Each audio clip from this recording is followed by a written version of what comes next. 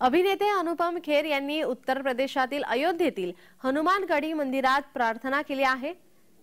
या ठिकाणी आता सिनेसृष्टीतील अभिनेते कलाकार या ठिकाणी अयोध्येमध्ये रामाच्या दर्शनासाठी येतात। तर आता आपण ही दृश्य पाहतोय।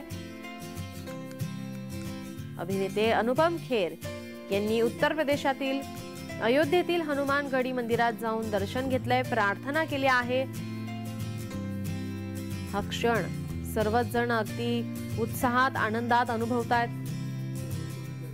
ऐतिहासिक असा हा क्षण आहे आणि अवघ्या काही तासांमध्ये आता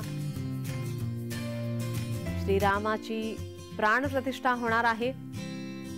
थोड्याच वेळात पंतप्रधान नरेंद्र मोदी या ठिकाणी दाखल होतील।